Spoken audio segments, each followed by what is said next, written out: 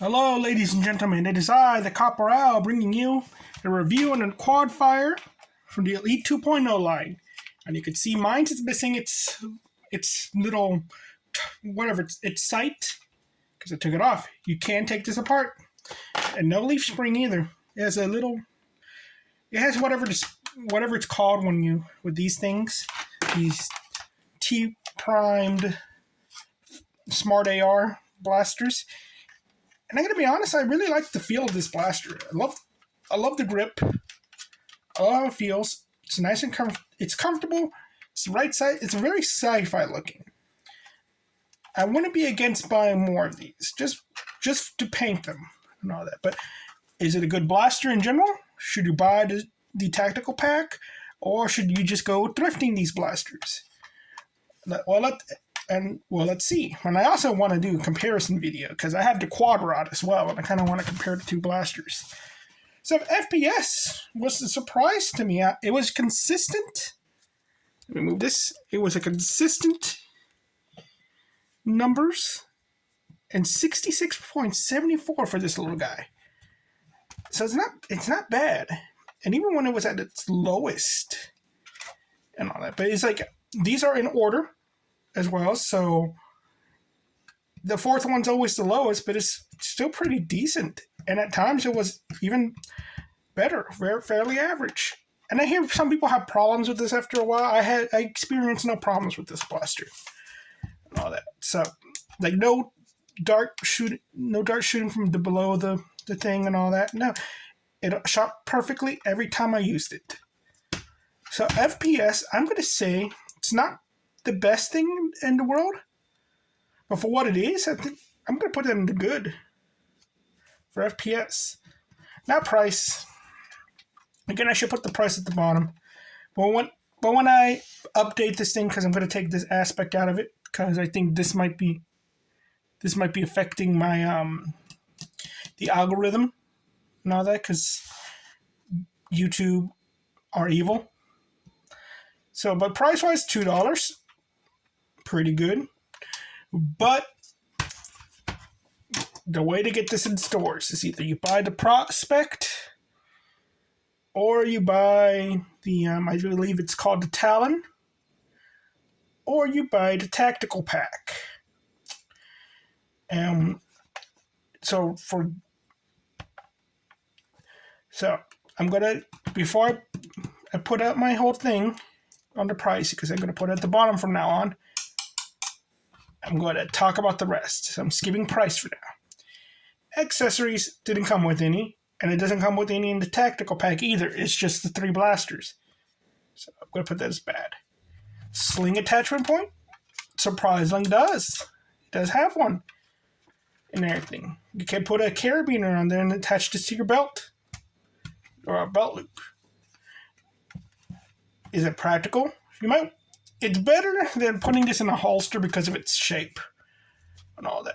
It's kind of, but you can theoretically make a holster for this. So I'm gonna take the sling as okay. Comfort, absolutely phenomenal. I love how this feels.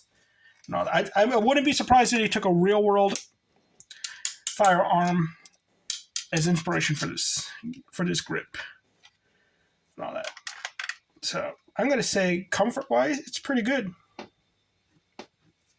It looks really nice. Especially in the hand. It looks like a sci-fi pistol. Kind of giving me some Halo vibes to it too, like the Halo Magnum and all that. So I love the looks of it and everything. I kind of want to paint this up. Into what, I don't know. But still. And yeah, it just looks nice. It's very the Elite 2.0, their shells and their colors, I feel like they're very eye-catching. They stand out, and it probably is because you have the contrast and all that. Profile, this is what kind of gets me, because this does remind me kind of like of a taser and all that. I could see, again, painted all black,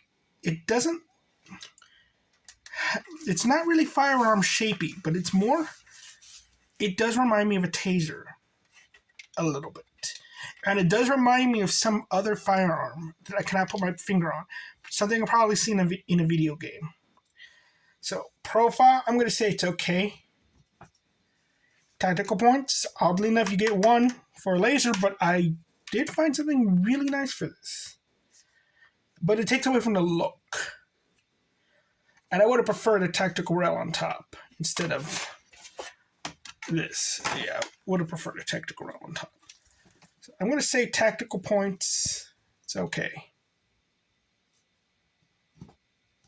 Because what I will show you, you're probably going to agree with me when I show it to you, but I'm not going to show it to you right now until the comparison video. Can't take rockets, but it's a sidearm, so they can't take mega.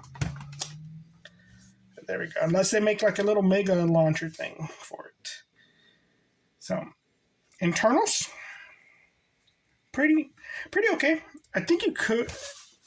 There are no leaf springs. It's pretty normal. It's not the coolest thing in the world. You probably can't even mod this, but it's like it looks like it's moddable. So I'm going to say internals are pretty good. It's just really, really... Well, no. You got the clips, so never mind. I'll say they're okay. Because it was a pain to open this thing up. Moddability? Possibly. You can open it up. And I assume you could replace the spring, but I don't know if this thing will be strong enough to last. I'll say it's okay. Practicality-wise, that's where it's interesting. You have this semi-powerful little pistol, but it's not a revolver.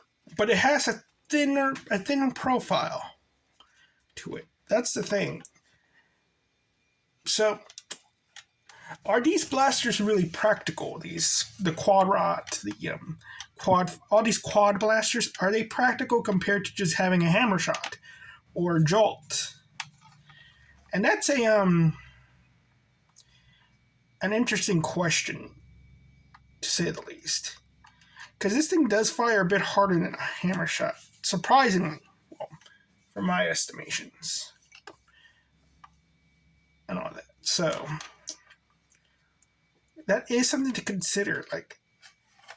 But my hammer shot's modded, so there we go.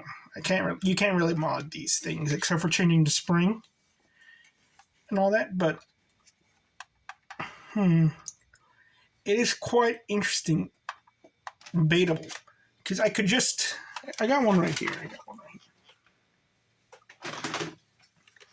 Because dual wielding these things is like, okay, hammer actions, but you could still do this and all that. So that's the question. Maybe for cosplay it's more practical, like if you go to play in a costume, but I say it's okay. Because hammer shots are becoming harder and harder to find, so if you don't have a hammer shot, but you could get one of these, I would say it's okay. It's not... Ideally, you want a hammer shot. So let's see the results. 3, and 6. It's okay. It's okay. For a blaster. And all that, but let's go back to the price. This will change it. And it doesn't matter. It'll still be okay. The only way you can get this is in the tactical pack or by thrifting. For $20, the tactical pack really isn't worth it. Because the Jolt, I think it's like $4 or $5 by itself. So that means that effectively this thing is worth $7. And I wouldn't pay $7 for this. At $2, at maybe $5, I am perfectly fine with this because this thing is extremely cheap. The plastic is good, but it's still like this is the cheap brand stuff. It's essentially this. Nerf sells the Prospect, which is essentially the same internal blaster, for $10. And I forget how much these go for, but I know it's not $10. So I can get this for super cheap compared to this, and this is just, it's not worth that price and all that. But for $2, I want to say it was really good.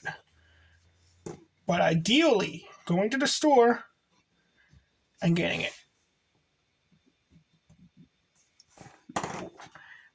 is not worth it.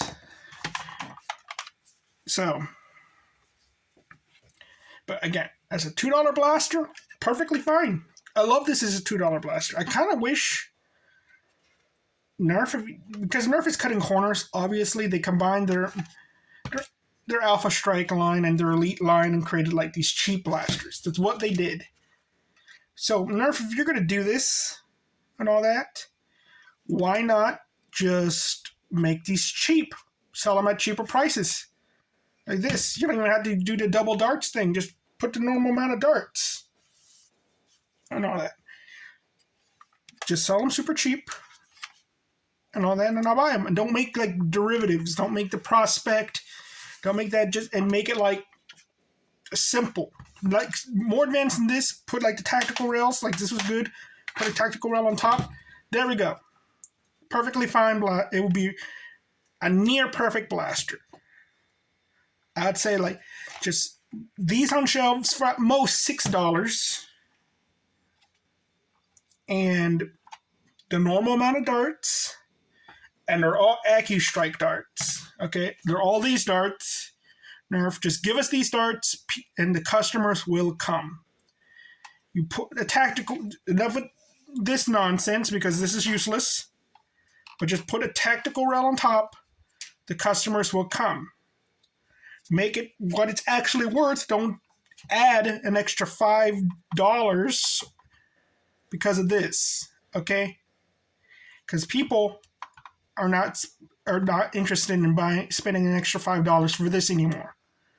You get a better quality product for a cheaper price that we could easily mod and make better. Performs better.